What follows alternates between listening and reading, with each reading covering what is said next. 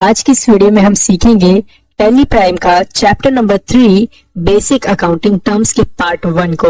तो चलिए इस वीडियो को स्टार्ट करते हैं। स्टूडेंट्स, बेसिक अकाउंटिंग टर्म्स, ये क्या है? Basic accounting terms, basic accounting terms accounts के कुछ ऐसे वर्ड्स हैं जिसका मतलब आपको पता होना चाहिए। सो स्टूडेंट्स, हमारे पास सबसे पहली टर्म है बिजनेस ट्रांजैक्शन। बिजनेस ट्रांजैक्शन का मतलब यह होता है कि जो आपके बिजनेस के अंदर जो पैसों का लेन देन होता है उसी लेन देन को हम बिजनेस ट्रांजैक्शन कहते हैं। ओके, नेक्स्ट आता है आपका there are two types of business transaction. Means जो अभी आपने बिजनेस ट्रांजैक्शन पढ़ा उसके भी दो टाइप है। पहला टाइप होता है आपका कैश ट्रांजैक्शन और दूसरा होता है क्रेडिट ट्रांजैक्शन।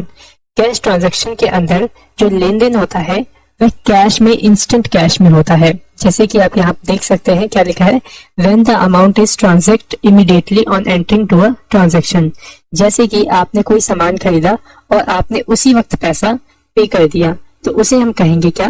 Cash transaction. और क्रेडिट ट्रांजैक्शन हम किसे कहेंगे?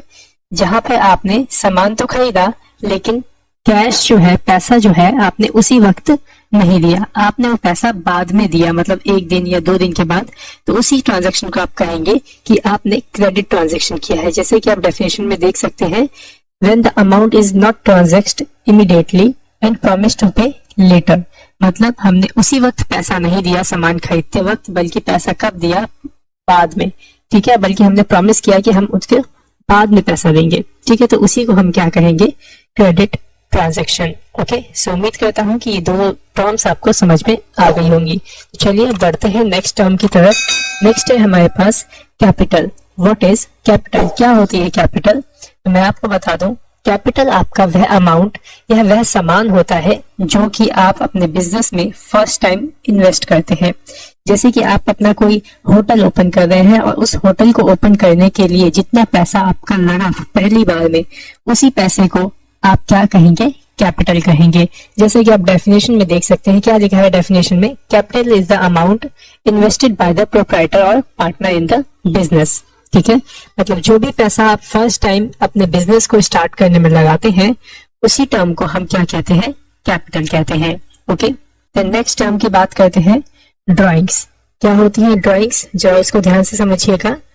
जो भी आपके बिजनेस में प्रॉफिट होता है उस प्रॉफिट के अंदर से अगर आपने कुछ भी पैसा अपने पर्सनल यूज के लिए निकाला है तो वही पैसा आपका ड्राइंग्स कहलाता है। जैसे कि यहाँ पे देखिए क्या लिखा है, it is the amount withdraw और goods taken by the proprietor for his personal use. मतलब जो भी अमाउंट आप अपने बिजनेस में से अपने पर्सनल खर्चे के लिए निकालते हैं उसी अमाउंट को क्या कहा जाता है? ड्राइंग्स कहा जाता है। सो उम्मीद करता हूँ ये ड्राइंग्स आपको समझ में आ गया होगा। नेक्स्ट टर्म है आपकी लायबिलिटीज। लायबिलिटीज का मतलब होता है किसी भी प्रकार का लोन या फिर किसी भी प्रकार का कर्ज जो बिजनेस के ऊपर होता है उसी को हम लायबिलिटीज कहते हैं। और जो ये लायबिलिटीज होती है यह 2 टाइप्स की होती है। पहली होती है करंट लायबिलिटी और दूसरी होती है आपकी नॉन करंट लायबिलिटीज। ओके, सो जो ये आपकी करंट लायबिलिटी है, इस करंट लायबिलिटी के अंदर जो भी आपके लोन वगैरह आते हैं वह 1 साल से कम के आते हैं, और जो नॉन करंट है इसके अंदर आपके जो भी लोन आते हैं वह 1 साल से ऊपर के आते हैं।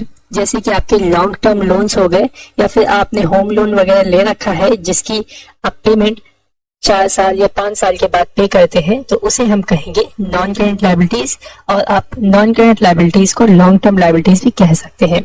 ओके, और जो ये करंट लायबिलिटीज है इसके अंदर आपके 1 साल से कम वाले लोन आएंगे। जैसे कि आपका इलेक्ट्रिसिटी बिल, आप क्या करते हैं? सबसे पहले इलेक्ट्रिसिटी को यूज कर लेते हैं, देन उसके बाद आपका बिल आता है मंथली। ठीक है, देन उसके बाद आप इलेक्ट्रिसिटी यूज करने के बाद ही आप इलेक्ट्रिसिटी का बिल पे करते हैं और वो भी इन अ मंथ आप कर देते हैं। तो इसी चीज को हम कहते हैं करंट लायबिलिटीज, और इसे शॉर्ट टर्म लायबिलिटी भी कहा जाता है। सो उम्मीद करता हूँ कि आपको ये लायबिलिटीज सही तरीके से समझ में आ गई होगी। सो नेक्स्ट टर्म है एसेट्स।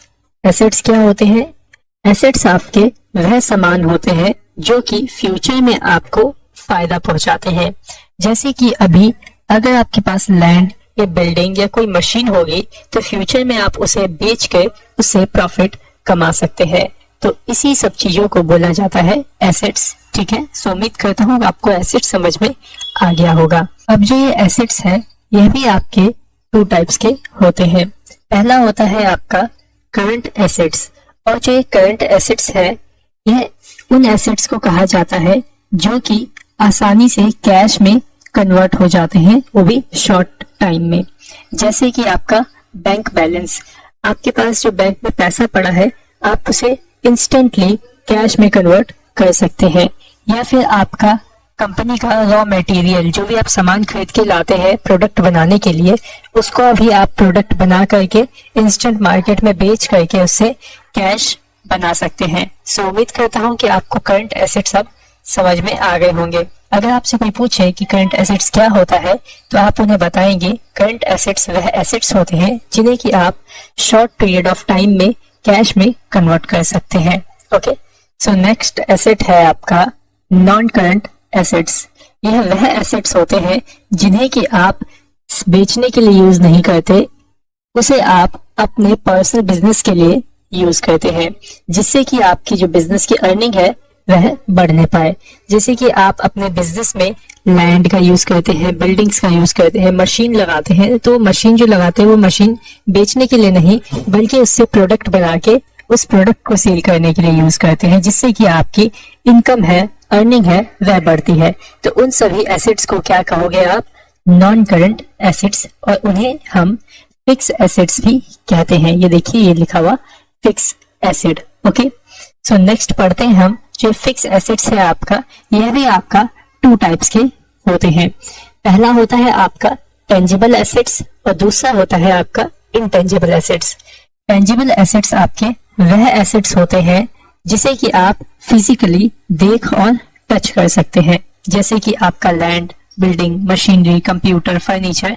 तो इन सभी एसेट्स को आप टच करके देख सकते हो, तो इसे आप कहोगे टेंजिबल एसेट्स। और जो नेक्स्ट है आपका वह है इंटेंजिबल एसेट्स। इंटेंजिबल एसेट्स आपके वह एसेट्स होते हैं जिसे कि आप ना देख सकते हैं और ना ही छू सकते हैं, जैसे कि गुडविल, ट्रेडमार्क और कॉपीराइट।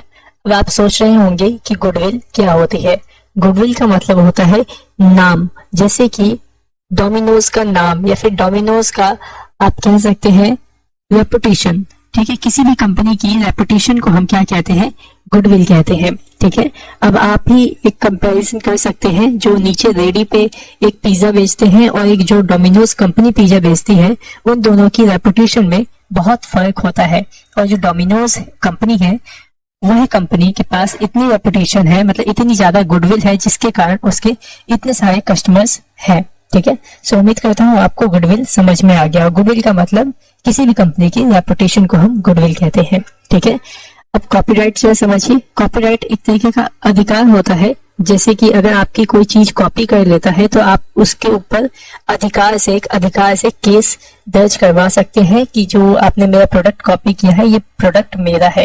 ठीक है, तो कॉपीराइट एक तरीके का अधिकार होता है जो कि दिखता नहीं है, लेकिन उसकी फिजिकल एग्जिस्टेंस भी नहीं है, लेकिन हाँ वो आपको फ्यूचर में चल के फायदा जरूर पहुंचाता है। तो उम्मीद करता हूँ कि आपको ये इंटेंजिबल एसेट्स भी समझ में आ गए होंगे कि कुछ ऐसे एसेट्स भी हमारे पास होते हैं जो कि दिखते नहीं हैं लेकिन वो होते हैं। ओके, सो उम्मीद करता हूँ आपको आज के सारे टॉपिक्स क्लियर हो गए होंगे। और अगर आपको हमारी यह वीडियो पसंद आई है तो अपने दोस्तों में इस वीडियो को अभी शेयर कर दीजिए और अभी के अभी नीचे दिया हुआ लाइक का बटन उसको प्रेस कर दीजिए। आपके लाइक बटन करने से हमें थोड़ा सा मोटिवेशन मिल जाता है, ताकि हम आपके लिए और भी अच्छा कोर्स और भी अच्छा कंटेंट